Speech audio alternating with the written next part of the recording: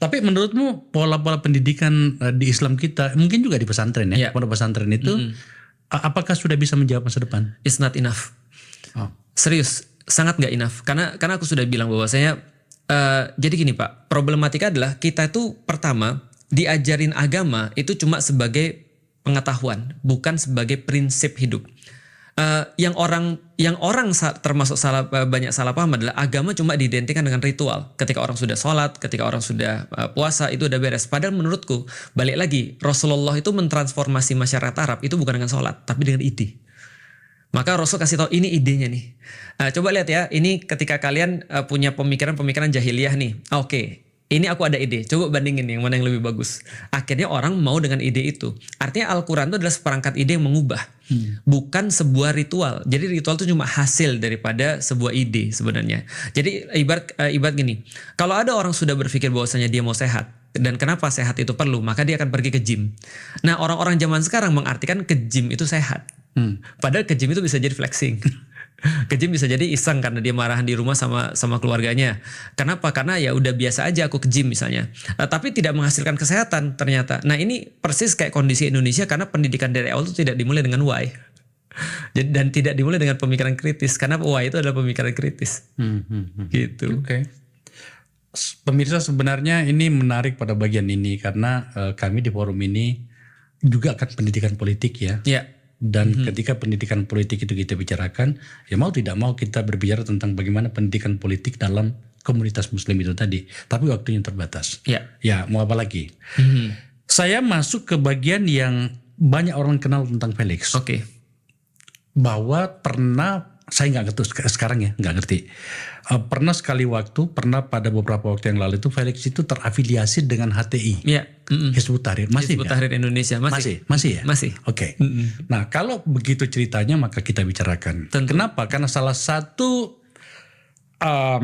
isu yang diusung oleh Hizbut Tahrir itu adalah kekhalifahan. Iya.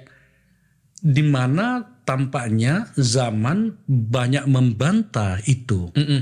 Apa alasannya Felix masih yakin bahwa Khalifah bisa menjawab problem Muslim hari ini? Nah, aku bisa melakukan 3 pendekatan sih. Pertama dari pendekatan normatif dulu ya. Di dalam Islam itu ada satu hadis yang menyampaikan bahwasanya fase kehidupan manusia, fase orang-orang Muslim itu ada 5 fase. Itu persis seperti teori bandulnya Ibnu Khaldun. Ataupun sekarang ketika ada orang bahas tentang fase-fase pemerintahan lah ya, yang awalnya itu kayak bandul yang masih memiliki energi potensial yang kuat seperti para pendiri bangsa. Lalu kemudian fase kedua itu adalah ketika mereka maju secara kinetis tapi potensialnya 0. Yang terakhir ketika energi potensialnya minus maksimal dan sudah mencapai puncak daripada peradabannya dia. Fase keempat adalah ketika dia balik lagi, lalu kemudian energi kinetisnya minus negatif, jadi penurunan yang sangat landai, yang sangat parah. Lalu kemudian fase kelima adalah balik lagi ke posisi semula. Maka Rasul juga mengatakan bahwasanya Islam tuh nanti akan diawali dengan kenabian. Setelah kenabian, kekhilafahan. Setelah kekhilafahan itu adalah pemerintahan yang bersifat menggigit. Dia masih menggigit syariat walaupun dia zolim. Fase keempat itu adalah pemerintahan yang diktator alias anti kritik. Terus kemudian yang kelima adalah balik lagi kepada kekhilafahan. Meskipun yang Rasul bicarakan bukan Indonesia tentu saja, tapi keadaan Muslim seluruh dunia masuk lagi dalam fase kekhilafahan, yaitu adalah Islam akan balik lagi seperti keadaan awalnya di masa para khalifah. Itu adalah secara normatif. Yang kedua secara sejarah. Secara sejarah ternyata kita lihat bahwasanya kaum muslimin itu dia punya semacam kayak tempat naturalnya atau tempat alamiahnya. Seperti misalnya kalau ikan, dia tempat alamiahnya di habitatnya di air misalnya. Kalau burung dia di udara. Nah, kalau kaum muslimin ini dengan seluruh pemikiran-pemikirannya itu difasilitasi dengan sistem khilafah ini secara sejarah. Berarti kapan Islam itu diterapkan secara total? Ya ketika masih ada persatuan kaum muslimin dalam bentuk khilafah ini atau apapun namanya lah. Ada yang bilang kesultanan, ada yang bilang terus keimaman dan seterusnya. Nah, yang ketiga itu dari segi logika. Dari segi logika ada banyak banget yang membahas tentang itu. Samuel Huntington membahas tentang Clash of Civilizations. Francis Fukuyama juga membahas tentang bagaimana terjadinya keluar yang baru-baru ini yang sangat ramai sekali, Profesor Jiang bilang tentang bagaimana terus kemudian para futuris itu menggambarkan dunia sekitar mungkin 10-20 tahun ke depan ya. Bahwasanya dunia itu akan terjadi polarisasi, Amerika akan jadi satu PAX sendiri, lalu kemudian ada PAX-nya Yahudi sendiri, ada PAX-nya Cina, ada PAX-nya segala macam, termasuk Pax Islamika itu, termasuk persatuan kaum muslimin itu. Nah itu secara logik itu mungkin banget terjadi itu. Saya nggak terlalu yakin ya Felix ya, karena ada siklus seperti itu. Kami juga di dunia politik itu memahami itu ya, bahwa pada sebuah titik nantinya itu bandulnya itu akan kembali ke situ gitu. Betul.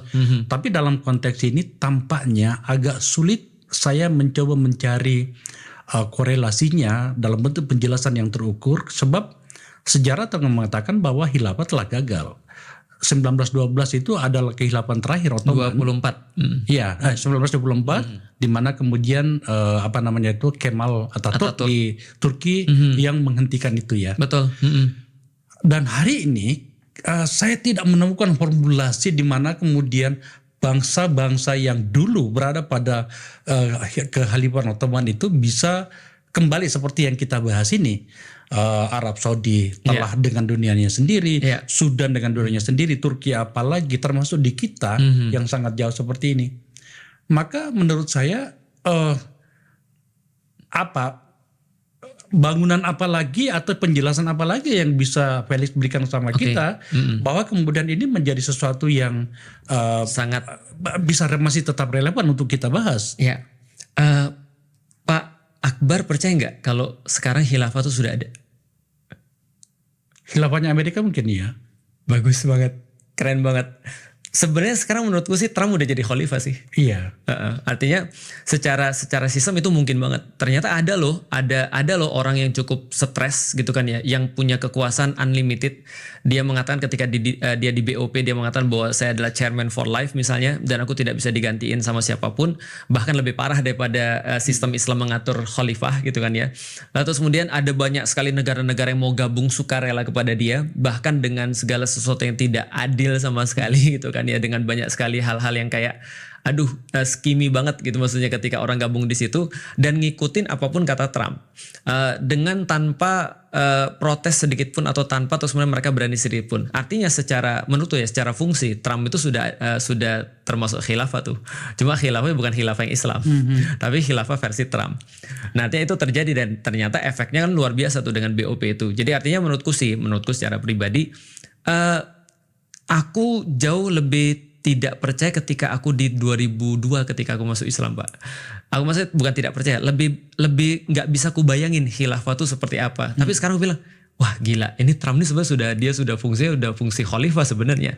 Dan ternyata yang lebih parah lagi adalah ini orang gila gitu maksudnya.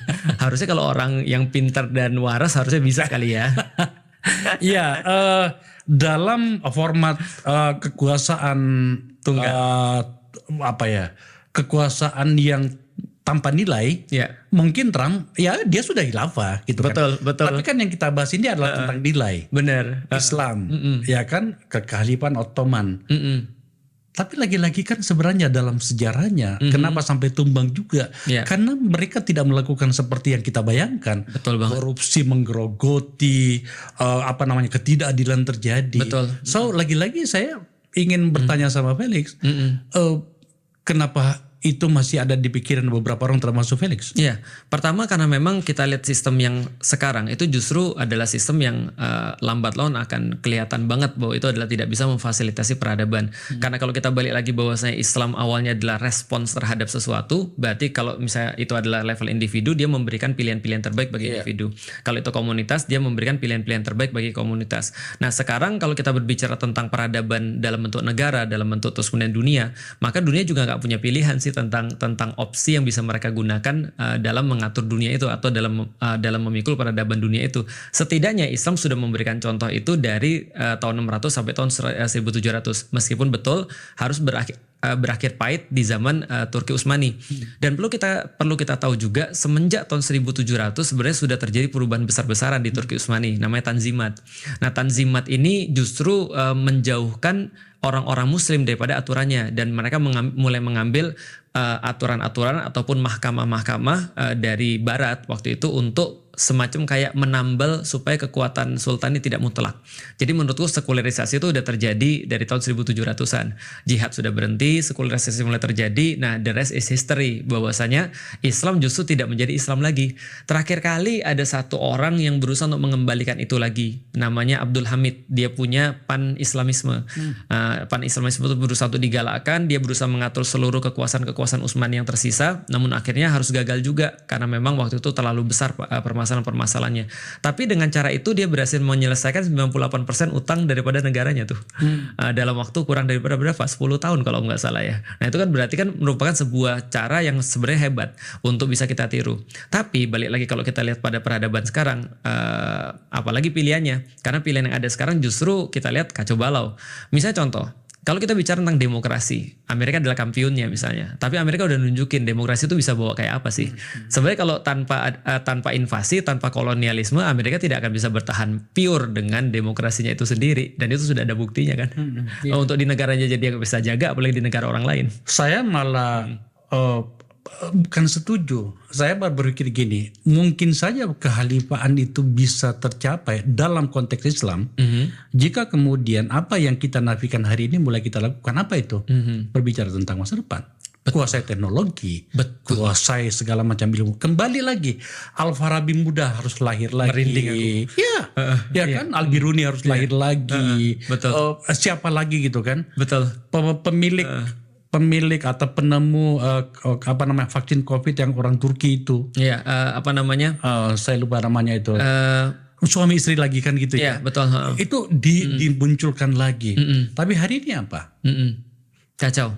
Lah iya makanya, maka menurut saya lagi-lagi saya ingin sebenarnya pikiran-pikiran besar itu, karena kita berbicara menghubungkan antara Islam berikut dengan seluruh varian pembahasannya dengan kekuasaan atau politik itu, maka saya berpikir sebenarnya kalau kekhalifahan itu mau ditampilkan atau barangkali mau disuarakan, ya perbaiki dulu ini. Siapa tahu negara-negara ini juga bisa terpengaruh. Iya, sama kayak Trump ya. Iya, karena bagaimana Anda mau menunjukkan dunia kalau kemudian Anda berkelahi terus. Benar sekali. Kenapa aku merinding? Karena gini, Rasulullah tidak hanya berbicara tentang khilafah sih, tapi beliau berbicara begini, summa takunu khilafatan ala minhajin nubuwah. Kemudian akan datang khilafah yang berlandaskan atas manhaj kenabian. Nah, yang orang sering lupa, termasuk orang-orang yang sering menyeru khilafah adalah mereka berlandaskan manhaj apa nih?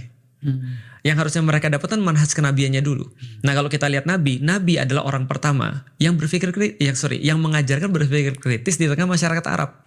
Yang akhirnya berpikir kritis ini menjadi ide yang sangat kuat, ide yang sangat membesar, lalu terus kemudian dipakai untuk seluruh dunia kan gitu kan ya. Ide berpikir kritis ini penting banget karena dia menjadi dasar Islam. Nah kita sekarang cuman mau khilafahnya doang, cuman mau kayak Al-Farabinya doang, cuma mau kayak Khawarizminya doang, tapi kita nggak mau buat pola-polanya ini. Nah jadi aku secara pribadi sebenarnya Pak, kalau aku ditanya ya, apakah aku peduli dengan khilafah? Tentu karena itu adalah bagian daripada yang diajarkan oleh Rasulullah. Tapi aku tidak buru-buru untuk ke situ. Kenapa? Karena bagiku betul banget Pak. Sebenarnya kita nggak bisa bicara khilafah. Kalau berpikir aja kita masih salah. Iya gitu.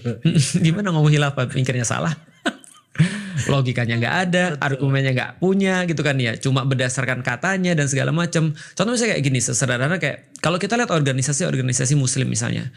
Teori berpikirnya itu sebenarnya apa sih sebenarnya? Mereka ngambil keputusan berdasarkan apa? Ini kan kadang-kadang kan nggak masuk akal nih. Nah, ini yang tidak fit bagi perkembangan Islam sebenarnya. Nah, sehingga kalau misalnya aku dikatakan ya, langkah pertama menuju ke sana apa? Pemikiran. Karena kalau tanpa pemikiran kita nggak bisa buat apa-apa. Karena semua berasal daripada pemikiran, dari ide. Semua teori transformasi sosial itu harus dari pemikiran dulu. Nah, Islam itu memberikan cara berpikir yang khas. Di satu titik dia benar-benar mati-matian dan abis-abisan dalam dunia, dalam sains dan segala macam. Di titik yang lain dia benar-benar bisa jadi hamba Allah. Nah itu yang tidak disediakan pada peradaban yang lain. Karena peradaban yang lain untuk bisa mencapai teknologi ini kamu harus ngambil darah orang lain kan gitu kan ya. Setidaknya itu terjadi pada peradaban yang dipimpin oleh Amerika sekarang. Dalam konteks khilafah dan HTI tadi, Felix percaya pada Indonesia? Apa percaya apa? Percaya pada Indonesia. Percaya pada Indonesia. Aku sayang Indonesia, aku percaya Indonesia. Dan aku percaya Indonesia adalah tempat yang paling enak untuk melakukan dakwah. gitu ya. Iya. Jika kemudian ternyata khilafah itu terbentuk besok, berarti tidak ada Indonesia loh. Nah ini adalah salah satu yang sering disalahpahami menurutku. Yang paling besar miskonsepsinya adalah bahwasanya mereka mendikotomiskan antara Indonesia dan khilafah sebenarnya. Padahal sebenarnya khilafah itu adalah bagaimana cara mengatur aja sih sebenarnya. Artinya sama seperti ketika, sama aja kayak gini. Apakah ketika demokrasi diterapkan di Nusantara misalnya, ketika Indonesia, kita balik lagi ke tahun 1945 misalnya. Ketika 1945 kita harus ingetin di Indonesia bahwasanya yang dipakai adalah waktu itu sila pertamanya adalah ketuhanan dengan kewajiban melaksanakan syariat Islam bagi pemeluk-pemeluknya. Apakah waktu itu nggak ada Indonesia? Enggak juga sih sebenarnya. Indonesia tetap ada, cuma Pancasilanya sila pertamanya ada kewajiban melaksanakan syariat Islam. Nah ternyata pun ketika syariat Islamnya dihapuskan, ternyata juga tidak menghilangkan Islam dari Indonesia juga kan sebenarnya. Jadi sebenarnya kekhilafan itu kita harus tahu bahwasanya dia adalah cara atau prinsip untuk sesuai dengan Allah sebenarnya seperti itu. Bukan garis-garis geografis. Bukan garis-garis geografis. Karena khilafah nggak pernah punya garis geografis. Jadi ya sepertinya sederhana gini deh. Ini agak sedikit nakal ya Pak ya. Tapi coba kita bilang gini. Baitul Maqdis misalnya, Palestina. Palestina itu tercatat pernah dipegang oleh kaum muslimin ketika Khalifah Umar. Berarti sistemnya kekhilafahan. Ketika khilafahnya terus kemudian ada, Baitul Maqdis bisa untuk dibebaskan. Setidaknya dari POV kaum muslimin. Dan menjadi hilang kembali ketika 1099, ketika Perang Salib. Nah, kita harus tahu bahwa ketika Perang Salib 1099, khilafah itu ada. Namanya Khilafah Abbasiyah di Baghdad. Tapi fungsinya nggak ada. Nah, sedangkan terus kemudian ketika 1187 ketika Salahuddin membebaskan kembali Baitul Maqdis, itu khilafahnya ada juga. Tapi fungsinya dilakukan oleh Salahuddin Al-Ayyubi. Nah, jadi menurutku adalah fungsi khilafah ini sebenarnya lebih penting yang harus kita lihat. Balik lagi, aku nggak terlalu berprinsip pada sesuatu yang bersifat fisik, karena bagiku fisik itu adalah bonus daripada sesuatu yang bersifat non fisik. Lebih baik pada nilainya ya. Jadi non fisiknya itu lebih penting. Mengenai fisik nanti kita bisa serawung. Terakhir, Anda itu dari tadi mengutip beberapa ayat-ayat Al-Quran bahasa Arab gitu. Itu nggak terbaca itu bekas-bekasnya dari karakter ucap seorang Chinese gitu sama sekali nggak ada loh.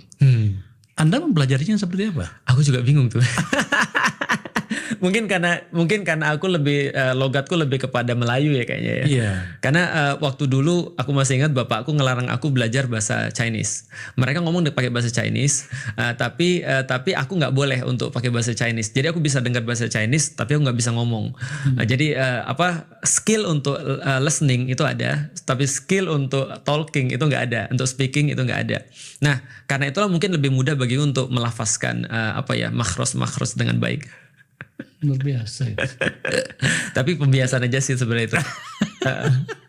Saya aja yang lahir dari komunitas keluarga pesantren kayak gini jadi kalah sama situ ya. Kayaknya mungkin setiap ganti generasi itu mereka lebih mudah niru kayaknya Pak. Kalau Gen Z sekarang kan bukan hanya bahasa Arab yang mereka niru. Jadi mau mengatakan gini, Bapak sudah ketuaan. Salah satunya kayaknya itu. Felix, terima kasih ya. Siap, makasih banyak Pak Akbar. Diskusi dengan Anda. Senang juga aku untuk sampai ke sini. Terima kasih.